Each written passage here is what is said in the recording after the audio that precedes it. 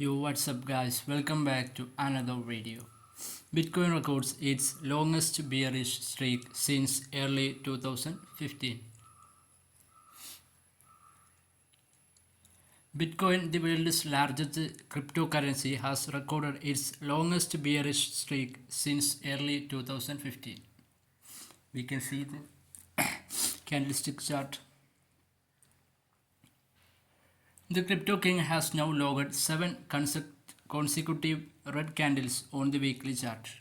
The last time this happened, Bitcoin was trading at just $1,220 in January 2015.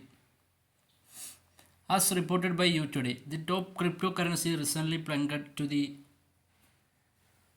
24,000 level for the first time since December 2020 after a brutal sell-off.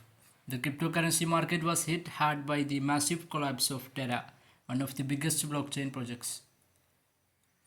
A relief rally in the cards. Okay, that's all today's news. Please like, share and comment below. Don't forget to subscribe the channel. Thank you for watching this video.